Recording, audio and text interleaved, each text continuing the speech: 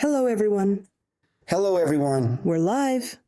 And today we're going to talk about a topic that's not exactly easy: children. Even though to some it might seem that kids are just kids anywhere in the world. Yeah, kids really are just kids anywhere in the world. But here we're going to look at what children actually are, why they come here, what role they carry for this world and for their parents, what they change by their presence, and what goals and missions they might have when they arrive.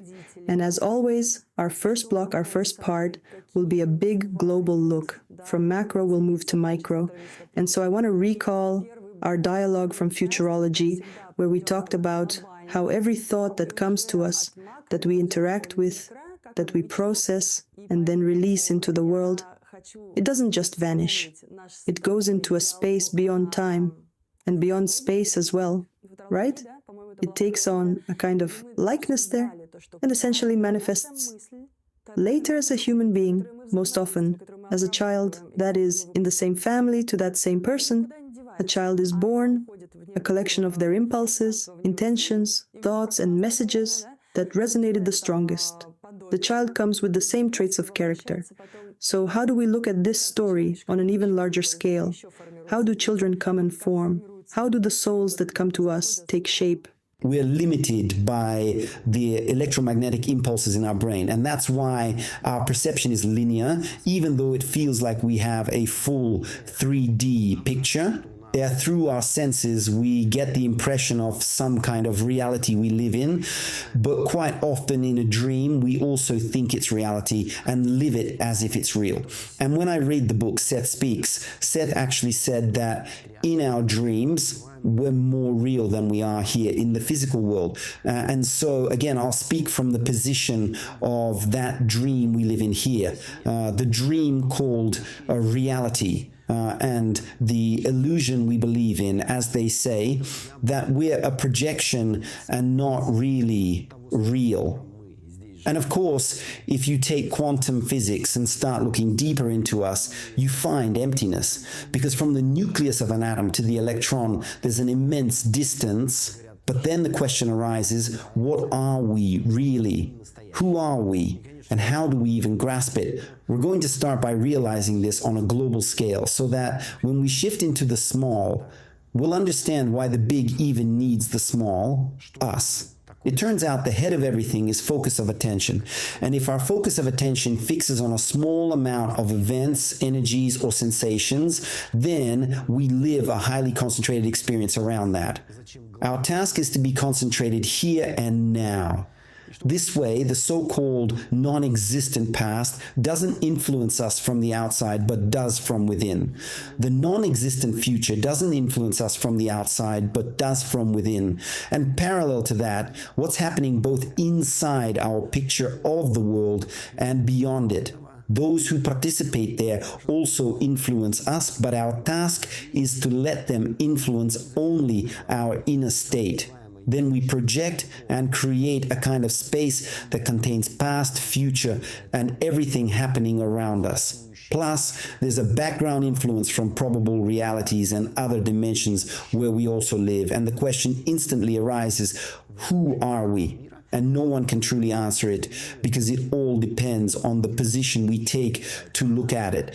For example, when someone speaks from the subtle plane, there's no difference between past, present, and future. They see all at once, past, present, and future simultaneously. And so those who are in a different focus of attention where multiple things are seen at once get the impression everything is happening at the same time.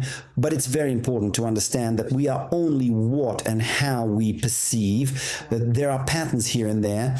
But when a person looks from one pattern, they don't see the others. That's why the influence of those who view us from a defocused state of probable realities, past, present, future, is huge. And even when something is planned from that big perspective for here in our small one, they can't account for the fact that we live in a sequence of frames. And so distortions happen. It's like when we draw something on paper or build it in a virtual world and then try to realize it physically. It turns out we didn't account for some parameters, and then we redo it or improve it. So what happens? We're basically managed by the future, the so-called future.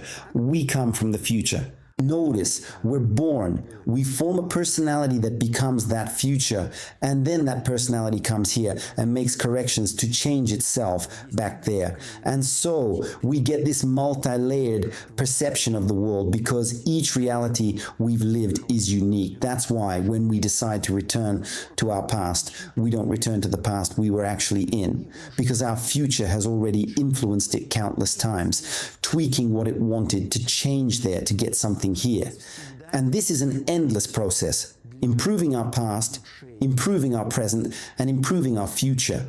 So it's as if we're simmering in the same pot, but at the same time, we have the possibility, if you remember computer games, at least I've seen this, with kids, where they roll back. For example, the kid was driving a virtual car and crashed into a fence. Now he accounts for that nuance and drives on a shorter trajectory and at a slower speed. This is how it happens with us. Everything is constantly being reprogrammed to improve and perfect what's going on. The principle is simple.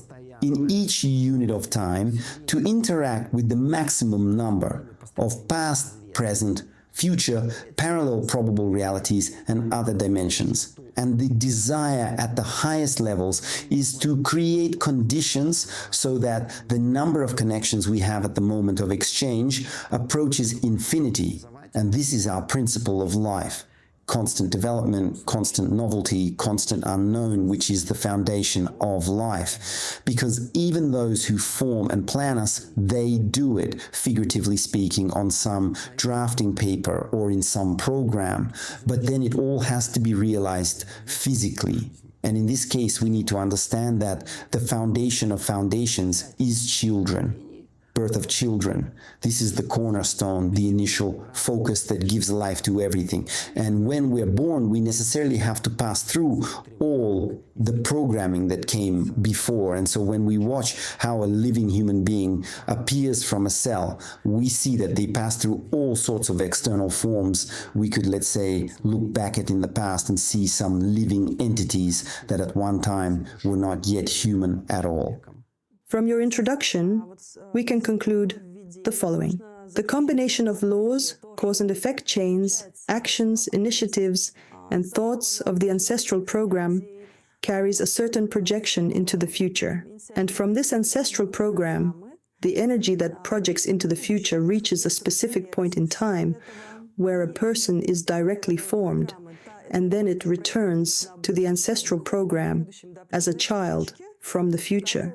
So the child comes as a projection of the ancestral program into the future, where the story and the knowledge about what awaits us are packed, and the child unpacks the ancestral programs already in new energies, in a new time, and in their new quality. I might sound a bit categorical now, but let's focus on people who are mostly having children, because we're talking about children here. And the point is that children bring us the opportunity to evolve. They come and say, you need to do this, you need to do that, you need to go through this, you need to go through that, and I'll be the center of attention through which all of this happens. Unfolding. If you remember, the thymus gland in children before puberty works like a powerful generator of immune cells, and at the same time it acts as a processor, identifying all viruses, unpacking and adapting the information the virus brings. And as I've said before, viruses come to us from other civilizations, from the future, from new projects and vibrations. Bacteria, on the other hand, are responsible for the earthly, which means for the past. Yes, there's still a lot of living stuff here, and we're made of it. We could talk about this separately, but what I want to say is that when a child gets a virus, they process it. The virus then comes to us already adapted, and the less categoricalness, anger, aggression, haste, patience, rightness, tolerance, and dogmas we carry, the easier we handle diseases. the so-called viruses, which are in fact the renewal of our cells and our software. And this role exists in our lives too. If we don't have the children who are meant to bring us some change at the right time, we run the risk of staying flat, not expanding. There's also the notion that here we are, obliged to go through certain stages of development. It's like a mandatory program we have the right and the need to pass. Otherwise, there's no point in living here. And when we don't complete certain projects or reach certain levels, but the energy has already arrived, it forms a child. This child comes, and instead of our result being a business, a project, a book, or something else, all of it concentrates in the child and comes to the couple. Most often, of course, to the mother. The father is more like a potential. And in this sense, it would be ideal for us to have children not as compensation for what must be done in this world or to give birth to some paradigm, but to create the conditions for divine souls to come here. Yes, you said that sometimes children are born as unrealized projects, unrealized actions. Sometimes children are born as gods who have never incarnated here before. And sometimes children are born as travelers from the distant future, as messengers of themselves from some unimaginable far-off times. In that context, is it possible to identify children who don't come from the future, but, for example, from the past, from the ancestral program, as a lesson or an unfinished business the family line couldn't complete? Or is it still always a groundwork for the future? I'm curious about this range, how far into the future children come from. Obviously, it must vary from person to person, but still. I'll say this, if we take our youngest, he's my millionth incarnation somewhere ahead in the future, and he came back into the past to finish what I hadn't done throughout this life, to change me and thus change himself there. Today you're 1 year and 9 months old, coming to us from the far future. Here's the thing. We're going to talk about people who live in inertia and people who are in the state of being authors of their lives. Inertial people are usually those who came more from the past, and they need to absorb certain energies and vibrations here to send them back to the past and compensate for the processes they didn't complete. So this is our first point that you defined. Children as unrealized. Yes. Projects. And unfortunately or fortunately, they're also valuable to God, to the whole universe. They simply need a huge amount of life energy to access the software of those souls who came here as gods. So there aren't any limitations or blocks that they could never become. In other words, on the contrary, by living a certain life path, they can become creators and authors of their own lives, step out of the inertia of the ancestral program. So it's all possible. Look, and how can one even determine that? We agreed to speak on a global scale, and since only those people who were meant to be here are present, and there aren't many of you, by the way, probably one of our smallest events, I'm happy about that because it's easier for me to talk to you, because there's such a thing as an energy information field, the noosphere. It's a form near planet Earth where conditions are created and coordinated for the past. Do you hear me? Coordination of the past from the future, the near future, happens through the noosphere. And that's where this exchange happens between what we've lived here and supposedly died. We haven't died. Let's say energy information layer, because the term noosphere excludes the presence of energy in information. So, energy information layer is like the atmosphere, only energy information. The point is that it exists in a kind of encapsulated form, and today is insanely overloaded.